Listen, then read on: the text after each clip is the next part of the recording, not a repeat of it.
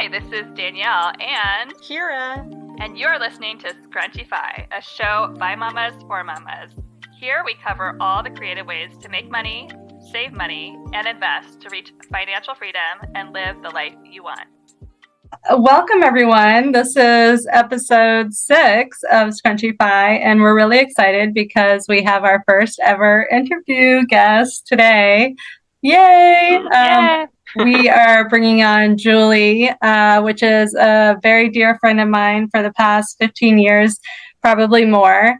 And we are excited to be talking with her today because Julie has done a lot of awesome things in her past life, and all the time that I've known her has really jump-started her financial independence journey. Probably unbeknownst to her, but really beknownst to me. I've watched her grow. So we're excited to talk about a few different topics. Julie has, in her past, taught English in Spain, which is really cool. I know a lot of people who are interested in something like that. Teaching abroad is a great traveling and income-producing little gig. Julie has found some really interesting housing opportunities here in the U.S. to help control her costs of housing, which is really expensive for everybody. It's one of our number one expense. And she's done that through house hacking, being an Airbnb host. And we're going to talk about adulting with financial planners. So really excited. Julie, welcome. Thank you. Happy to be here. So we want to ask you one thing before we get into all that. Do you think you're scrunchy? Absolutely. Are you a scrunchy mama? I hope to be a scrunchy mama. Yeah. I think you're totally scrunchy. You were my first hippie I met back when we were 18, 16 years old with sewing machines, doing patchwork, bell-bottom pants.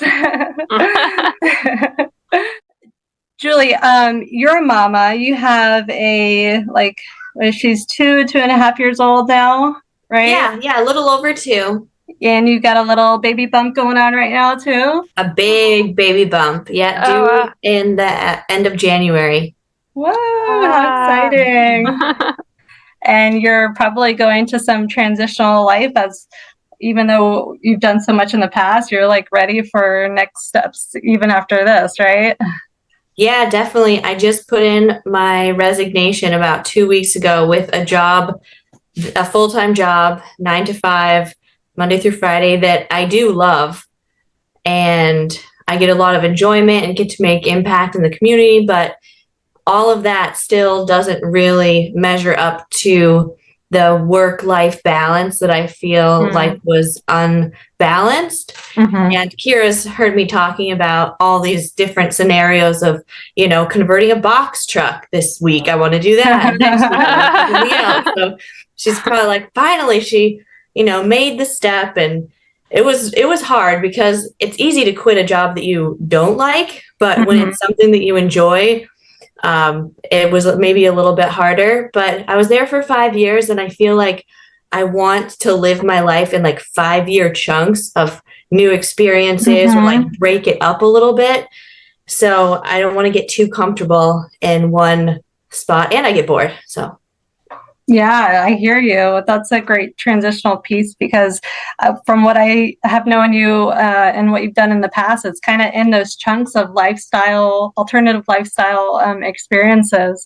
One of the things I want to talk about is how you were teaching English in Spain after you and your husband graduated college. You guys moved over there. Can you tell us a little bit about that? So how long were you over there for? Yeah, so there was a little bit of another chunk of life between graduating and moving to Spain. So we graduated with our bachelor's degrees, and then my husband went on to for his master's degree in painting and drawing. He's an artist, here. And so once he graduated so we moved out to Arizona and got to have a lot of really interesting experiences. I ran a youth ceramics program for the city of Tempe. So I kind of got my foot in the door of the Parks and Rec life out there. Oh, cool. And I really enjoyed it. But once he graduated, I said, okay, it's my turn. And I had been thinking about going to like pursuing a master's degree in either ceramics or Spanish because I received my minor in Spanish language. But thinking about all the cost and like what was the fine, what did I really want to gain from having that degree? And it turns out it wasn't the degree. I just really wanted to perfect Spanish as a second language. Oh, cool. So it was kind of a win-win because I got to have the opportunity to become fluent as well as get paid to live. What? So it was a win-win. That's so cool. And so you guys were over there teaching English to Spanish students on like a work contract. And we won't talk too much about the specifics because that was a couple years ago and there's a lot of different things have changed since COVID. But I know there's still people out there that are traveling abroad and teaching English. I have one friend right now who's actually with her husband in Korea. And her husband's teaching English over there. So I know people are still doing it. But when you guys were over there, so you were getting paid and like, did you get a house stipend? No, it was kind of you found your own apartment. A lot of people in the program would live together. And so my husband and I, we were the only two in our small town though. So we just got an apartment together. Okay. Roommates. So you got out of that experience being able to perfect your Spanish, but as well as probably like traveling around because when you're in Spain, you're so close to all the other countries. So you probably are able to like travel around pretty cheaply because if you want to go on your 2-week vacation from the US, you got to pay for that flight, which is pretty expensive. But once you're in Europe, you can shuttled from country to country, like really cheaply. Did you go and explore and do some of that? We went around Spain a lot. And then we went to England and France and Italy. And yeah, like you said, it's so inexpensive. There's a variety of airlines that's like, $35 one way. It's very affordable. Very cool. Do you think you would do that now that you have children? Like maybe not Spain, but just do you think like a mama could go and like take her kids and travel and teach? Well, that's a really good question because I'm thinking about this next 5-year chunk of my life. And, I think about now having kids, how my thought process has shifted about when's she going to go to school? What's her schooling going to look like? Do I want her to go to a public school here? So then I thought, how fun would it be to teach English abroad as she starts kindergarten? So I'm looking into that. I think I would probably, this sounds terrible, but I'd probably go back to Spain because it was a great experience. And since I already speak Spanish, one of the important things for me and for her, and I guess for this baby boy, is to have them bilingual. So Spanish is the obvious one, for us. So, and I think that living in an environment where she's immersed in the language is the best way to do it. I could go to an academy and pay $600 a week to have her there, but why not? Or I could get paid and have her be in a public school. So cool. That's great alternative thinking. Yeah. So I would probably, that's kind of a little bit of a plan if that. So yeah, I would do it again. And I'm thinking about doing it again. I have a few years to plan. Awesome. So cool. If there's anyone out there who's like looking to find that type of job or, like they're interested in Spain, for example, maybe there's someone listening. Do you have any like suggestions or advice, like where they should start? Yeah, ours was through the Spanish government. So I would say like go to the like cultural ambassador website. And it was specifically for students kind of who had just graduated with a bachelor degree. So they wanted just native speakers to be going into the schools in Spain to have that language and cultural transfer and exchange. So that would be a good one, but I'll have to learn more of like the, in your mid 30s, where do you need additional certifications? But hopefully I'll learn some more information and be able to share it with you in the future. Yeah, I would be very curious to hear your process with that. When you came back to the United States, so how long were you in Spain teaching? About a year. So a school year and then a couple months before and after. Okay. So you were in Spain. You didn't own property in the United States during that time, right? You're just kind of like just graduated, or husband got his master's, and now it was your turn. No assets at all. No assets. Okay. And so you both decided to come back to the United States. So is that like you just felt like you'd had your experience and you were ready to come back? Yeah, I guess we left our dog here, and I was like, I missed my dog. And at that point, teaching English was not really what I wanted to do, but I wanted to try it out. I wanted to live there and I wanted to have that experience. So I was kind of ready for whatever came next. Yeah, so you came back, you missed your dog. And then I guess I hear from Kyra, you started working at a nonprofit. So when did that come into play? Did you already have the job before you came back, or did you both come back without employment? Like, what was that process? We both came back without employment. Luckily, we crashed at my parents' house for maybe 2 or 3 months, and we both found jobs really quick.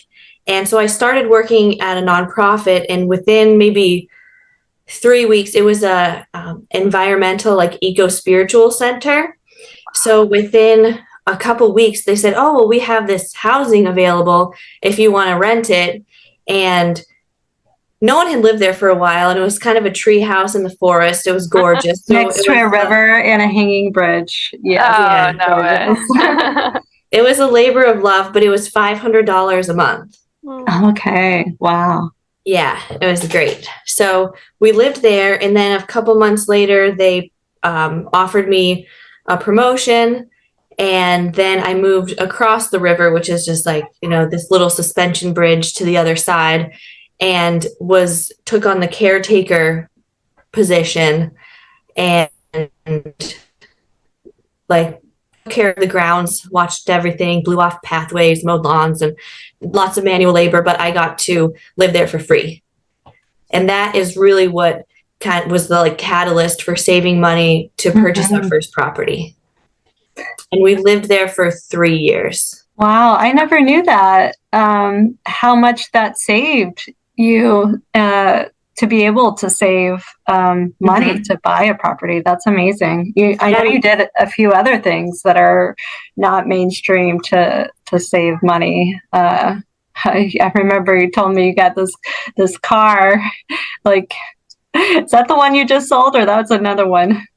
That's another one. We've never had a car payment, and we've always kind of driven older cars, and whatever is easily available in our area. So Southwest Florida, Bonita Springs.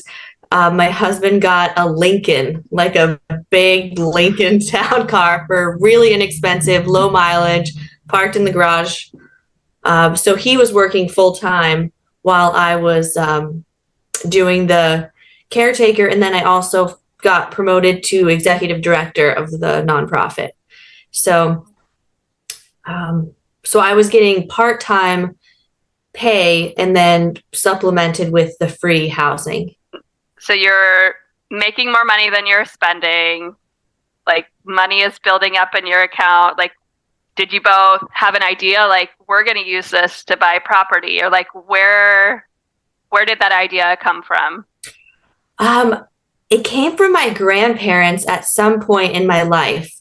So my grandparents had owned a duplex when they had first got married, or when my mom was a kid. So I'd always hear them talking about, well, if you have a duplex, then they're paying your rent and you can have lower expenses and you can do these. And my mom's like, oh, I just knew that my best friend lived upstairs. So I knew that it was like both an emotional, like a good personal life choice. And then also I was like, someone else paying your expenses. That sounds like it could really give you a lot of free time and options. And with my husband and I both being in the arts, we wanted, sometimes work can be sparse. So it was always kind of in the back of my mind. So when we had money, we're like, well, maybe we should think about buying a house. It was like a no-brainer to get a duplex. And I'm pretty handy and my husband's pretty handy. So that is a huge factor too with having a property, because there's always things breaking. And if you can do them yourself, you can save a lot of money. And when you have to call a professional. So you worked there, you said, or you lived on site for 3 years. At what point did you buy the duplex or had enough money to buy it? Maybe at like the 3-year point. Yeah. I wish I was like a little bit more tighter with my finances then. So, but I was just like, not super into budgeting at that time. What were you to tighten it up a little bit? What were you spending your money on? Or what was the probably wine and food. To be honest. Before the babies. Yeah, before the babies. Yeah. But kind of kids, we don't have money now, but I had money then. I think it was one of your comments, Danielle, is on a previous episode, you're saying you weren't really into consumerism and you were already kind of counterculture already. So making that transition wasn't very difficult. So I would say I was kind of in that same line. If you were willing to live in a tree house, it's not like you were like, okay, now I'm going to like rent this skyscraper apartment and like blow all my money on designer bags. Exactly. A little wine, some good food. I mean, still, organic food's expensive. It is, but it tastes better. It's worth it. Yeah, So you buy this duplex, and then so you move into it, and what, you Airbnb out the other side, or were you long-term renting, or what was your strategy there? Yeah, so we purchased it with a long-term tenant who was actually Section 8. Oh, okay. So it was like a secure deposit every single month from the local county housing authority. It was very under market value. So we slowly, without wanting to like price them out, but like wanted to bring it up to where it would cover our expenses. And so, yeah, we lived there with them as long-term tenants for about 2.5 years. And then we purchased another property because we just wanted a little bit more space. And we're like, we can kind of get a free upgrade. We rent out this one and it's going to cover the next one. So might as well get a little bit of a bigger place. And yeah, we were very lucky to have great tenants, I think. It was hard to terminate their lease, but it was time. That is a hard thing to do as a landlord, because I mean, ultimately we are business owners as well, and we have a bottom line. We're trying to drive financial independence for ourselves, and we have to look at that rental income because that's a supplemental to our income. So I know it's hard to like balance the personal part of it because it's somebody else's home, that they're renting from you, but it's a balance. So they moved on to a new home. They weren't out on the road, so they found another place, which was great. And they still had their Section 8 that they needed, from what I heard that you've told me. And you flipped it to an Airbnb. And I remember it's probably just a couple months that you were into it, and you're like, Kyra, you need to get an Airbnb. This is crazy. Like the amount of, like, we live in a very touristy area in Southwest Florida. We have snowbirds. I don't know, is that like a national term? We've got the people coming from the north into the south when it's cold up north. It's happening right now. So just like an influx of population. and they need a place to stay. And it's, they come down for all different reasons, even for health reasons, because being in the cold when you don't feel good is terrible. So you actually, when you moved out, you flipped your unit to an Airbnb. And then, so that's when you kind of realized like, wow, this is like doing so well. We need to do the other side. Right. Yeah. And my parents had actually got me onto the Airbnb. Oh, got you. Yes. They started, they're like, we have 2 rooms in our house that are empty. But I guess I started them. We first stayed in Airbnb when they came and visited us in Spain. We went to Italy and we went to Rome and we stayed in an Airbnb. And they're like, oh, this is great. It's so fun to like meet the host and da da da. And then they went and stayed in an Airbnb somewhere in Florida. And they're like, we could do this way better than that. So go mamas. Yeah. Good for your mom. Like, yeah, that was all my thinking moms. differently, like alternative, like that's the way we can progress, like in this financial independence journey. Yeah. So they started Airbnb 2 of their bedrooms in their house and empty nesters. They're like, the kids are gone. Yep. Kids are gone. What are we going to do? They worked, 12-hour shifts and they were gone all the time. So they're like, might as well do it. So they loved it, met people from all over the world. Then COVID happened. So it kind of closed some things down, but I met a lot of their guests and I really enjoyed it. And it almost felt like traveling was coming to our doorstep and we didn't have to leave and we could have cultural experiences and exchanges without leaving. And then I was like, how cool is this? When we go traveling and I think about the lives that, our hosts are living, like when people come to visit us, we are those hosts that they're like, wow, they live in Southwest Florida. Like what's their life must be like? So for a while with our Airbnb, I would take all of our guests, I would meet them there and kind of forcibly take them on a backyard garden tour and have them know like lemongrass and, oh, here's some bay leaf. And like, really, that's what I loved about it too, is like that experience. And then, kids and I got busy and I'm like, all right, we'll just have them self-check-in. But I was also happy with, you say, oh, you flipped the other unit to Airbnb. Yeah. It was like $15,000 to get it up to like a standard, old carpet. The drains were falling out of some of the things. So it was definitely a remodel that needed to take place, but it was an investment in the future and ensuring that we're providing a safe and clean environment for our guests. Right. Yeah, and one day when you go to sell, at least you'll be able to tack on that $15,000 upgrade, and we could write it off back and write it off on your taxes. That's right, because repairs can be written off. So when you were, so now that the units are at Airbnb, is that more income than an annual rental? Yeah. Yeah. And I feel like a lot less wear and tear on the property than having, because I've seen other places in our neighborhood that have gone through 6, 8, 10 tenants since then. And I think it's good for us because,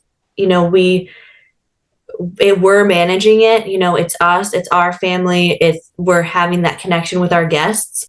Yeah, we really enjoy it. It's working out for us. Not to say that I'll never long-term rent it again, but for now, it's working out really well. Yeah, definitely. It needs to be able to be a long-term or short-term. In the event that a city changes city codes, they can always say that you cannot Airbnb short-term rental. Some cities have done that. Our cities have not yet, so let's hopefully not. So now that you're had all these great, amazing experiences, you probably weren't thinking about financial independence anyway through this. You are savvy with making life choices that have kept your expenses low, which is probably why you never had to track your expenses, because somebody else was paying your housing expense. You never had a car payment.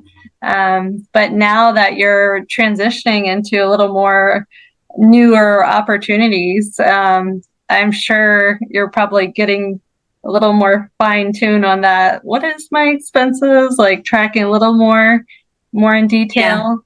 Yeah, I've definitely started the tracking. And even a couple of years ago, maybe like tax season, we really started to dive in. Like, we're like, how much did we spend like going out, especially two of us working full time with no kids? We'd like, go out and have some cocktails, dinner. So all of that is on a break right now, probably for like 18 years. If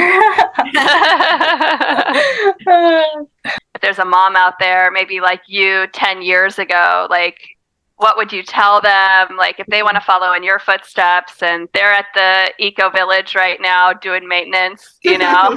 and they have, they're getting whatever extra money, and they maybe they even don't know what to do with money. They didn't have the grandparents you had that were super savvy. Like, what? So I guess it's kind of a two-part question. Like, what would you, like you or someone like you 10 years ago, like, how would you advise them? Maybe things you would have done differently. And then the second part, like, what things would you advise them to do, based on like what you've learned and new ways to invest money that maybe you haven't thought of that you would suggest to people?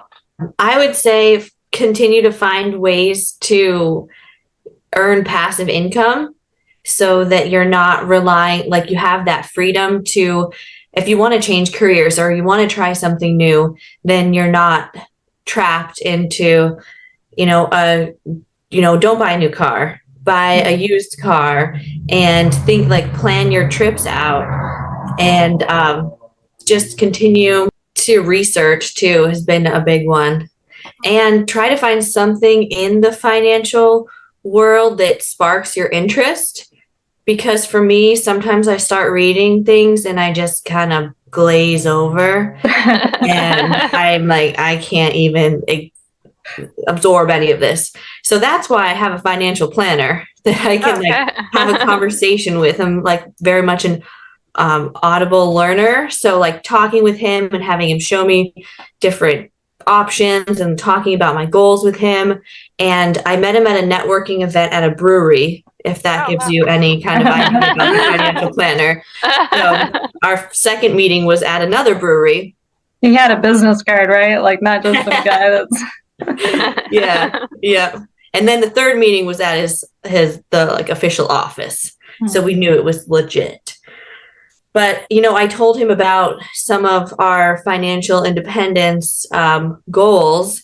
And the first time we met, he's like, that's interesting, because he's usually manages like large portfolios and estate management and that kind of thing. So I was like, I didn't even know if he would accept a client that it would be such like a small fish, But he's been really helpful. And when our daughter was born, he sent us like a little onesie with their company name on it. And then he was like, so what is your financial plan for your daughter? Like, do you want her to go to college? Like, let's set something up. Where you're like, she's just born. I don't know what to name her. So he's been a motivator and pushing us to think about our future in that sort of way. So I know they take a little bit off the top of our percentage or whatever, but I figure if we're making money and then he's making money, then he'll want to like move our money around to where it's going to be the most beneficial for both of us. And we can reset our goals and see if we're on track with that. And I know that a lot of apps and like Vanguard and retirement pension funds and all that, you can still do, you can set those up and see if you're on track and everything. But it's fun to have a human to be like, okay, well, what about this? What about this? Like, I have a pension that I don't have vested right now, and I'm going to have that roll over into something. I could cash it out. There's a lot of options, but I want to pretend it's not even there. What do you plan on doing? Like, if you do go to Spain, like, so your next 5-year chunk of life that involves you with 2 children, and you find something in Spain for non-new graduates, like, what are you going to do with your properties? What's your plan? I'll probably either Airbnb them out or find like a 6-month or a year lease. Maybe I would do long-term because I don't think I would want to have to manage them. And I don't know if it'd be worth paying someone else to manage them.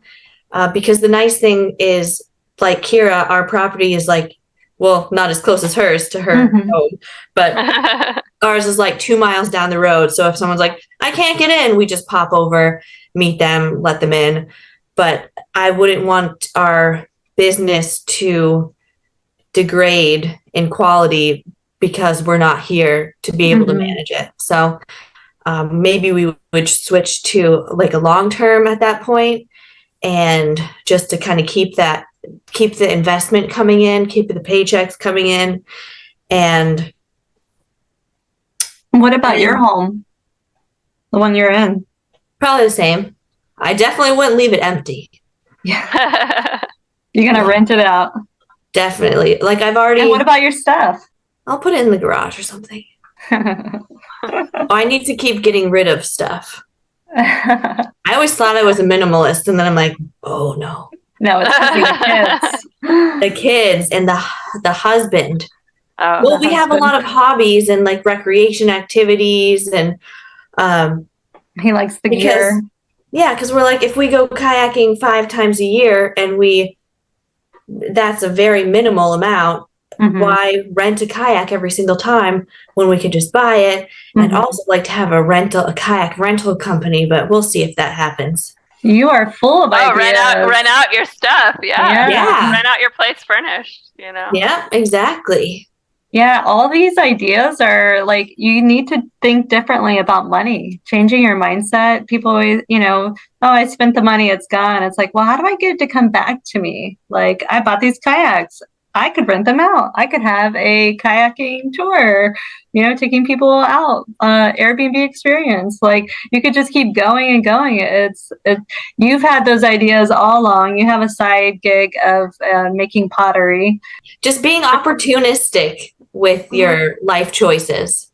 Thank you, Julie. This was amazing. Yeah, thank you. There's so much information here. I feel like there's going to be other mamas listening to this and being inspired. You might find them in Spain with you. We might be with you in Spain. We are inspired.